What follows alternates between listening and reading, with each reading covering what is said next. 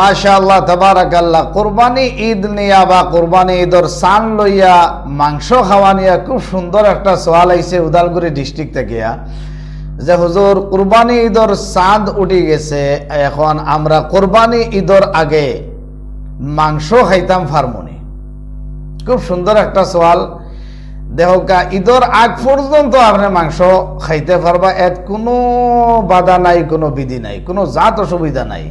আপনি হয়তো বাড়িতে মেহমানগুলোরে দাওয়াত করছেন বা গাড়ি এখন লইছেন, কয়েকজন আলিমুলামারে দাওয়াত দিছেন বা আত্মীয় স্বজনরে দাওয়াত দিছেন, আর গাড়ি উপলক্ষে এখন দোয়া করাইতা, এখন মাংস খাইতে পারবাই না? না, জি জি বিলকুল খাইতে পারবা, জায়েজ আছে, কোনো জাত অসুবিধা নাই।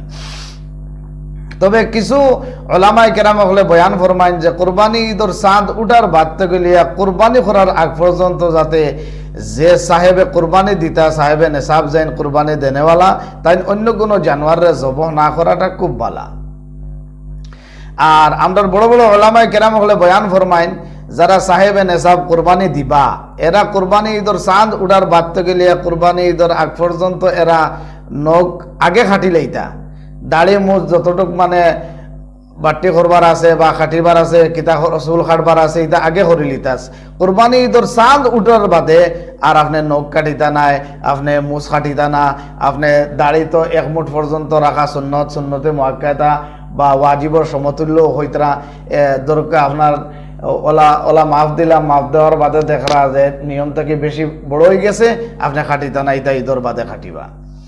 আর ঈদর আগ পর্যন্ত আপনি মাংস খাইতে পারবা, কোনো জাত অসুবিধা নাই। এর বাদে আমরা প্রত্যেক এলাকার দেখবা লোকেল ওলামায়ে কেরাম হল আসেন বা মুফতিয়ানে কেরাম হল আসেন, বড় বড় ওলামায়ে কেরাম হল আসেন, এরার লগে আমরা কুরবানি সম্পর্কে জানতাম। যারা আমরা সাহেবে নেশাব কুরবানি দিতাম, আমরা লোকেল আলিমুলামার লগে আমরা বইতাম। ভাই আজ যদি আমরা শারীরিক কোনো বেমার আজার হয়, আমরা নিশ্চয় বালা ডাক্তারের লগে বইয়া পরামর্শ করি যে খানো গেলে ভালো হইব, কি মেডিসিন খাইলে ভালো হইব। ঠিক তেমনি ভাবে আমরা ইতাত রোহানি ডাক্তার হল আছেন, রোহানি ডাক্তার হল হইলে আমরা এলাকার ওলামায়ে কেরাম হল, ওলামায়ে কেরাম হলের লগে আমরা বইয়া পরামর্শ করতাম, মাসওয়ারা করতাম যে কোরবানির জানোয়ারটা কিলা হইতো বা এই জানোয়ারটা আমি কিলা কোরবানি দিতাম।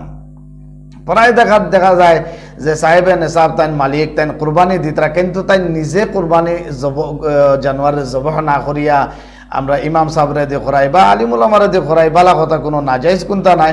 তবে মোস্তাহাব হইল সাহেবে নেশাব যেন কোরবানির জানোয়ার কিনছেন দিতা, তাইন জব করাত মানে ফজিলতটা খুব বেশি আমরা দিতাম।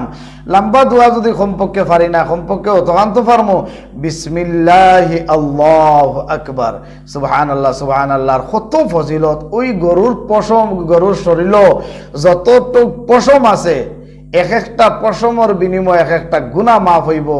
আর ও গুনাহ যে জায়গাত মাফ হইব, ও জায়গাত আল্লাহ রাব্বুল আলামিন তাবারাকা ওয়া তাআলা নেকি দিয়া ভরিয়া দিলেন, সুবহানাল্লাহ। আচ্ছা, এর সাথে সাথে আরেকটা জিনিস মানে আপনার তোরা কইতাম চাই, আর প্রায় সময় প্রশ্ন হয় যে মা বাবা মারা যাওয়ার বাদে বা পরিয়ালো কোনো মানুষ মারা যাওয়ার বাদে 3 দিন পর্যন্ত মাছ খাওয়া নাই, মাংস খাওয়া নাই, 7 দিন পর্যন্ত মাছ খাওয়া নাই, মাংস খাওয়া নাই, এইটা বিলকুল এর কোনো আসল নাই। আপনার যে দিন মা বাবা মারা গেছেন, ও দিনও যদি আপনি ইচ্ছা করেন মাছ মাংস আন্ডা ডিম সিম আপনি খাইতে পারবা, কোনো অসুবিধা নাই, ইসলামে আপনার বাধা দিছে না। প্রায় জায়গাত দেখা যায় একটা মানে রেওয়াজ বানাই লিছেন যে মা বাবা মারা গেছেন 3 দিন আমরা মাছ মাংস খাইতাম নাই, 7 দিন পর্যন্ত আমরা মাছ মাংস খাইতাম না। না ভাই, এটার কোনো আসল ইসলামের মধ্যে নাই। আপনি খাইতে পারবা, হ্যাঁ আপনার মনে টানেন না, আপনার অন্তর সদমা আছে, দুঃখ আছে, বেদনা আছে, আপনি মাছ মাংস খাইতা না, খাইতে পাররা না, সেইটা হইলো বেলেগ জিনিস। কিন্তু খাওয়া যাইতো না, 3 দিন পর্যন্ত মাছ মাংস খাওয়া যাইতো না, এটা রেওয়াজ বানাইবা না, এটা নতুন তরিকা বানাইবা না। 7 দিন পর্যন্ত খাওয়া যাইতো না, এটা বানাইবা না। যে দিন মারা গেছেন ও দিনও আপনি মাছ মাংস ডিম খাবার যত হালাল বস্তু আছে আপনি সব ব্যবহার করতে পারবা। আর এর থেকে আরো বেশি জানবার লাগি আপনারা লোকেল ওলামায়ে কেরামগুলোর লগে পরামর্শ করিয়া কুরবানি সম্পর্কে আরো যথেষ্ট সুন্দরভাবে জানার চেষ্টা করবা। আল্লাহ সুবহানাহু ওয়া তাআলা আমরা সারারে খোয়া এবং হুনার থেকে বেশি বেশি আমলের তৌফিক দান করুক, আমিন।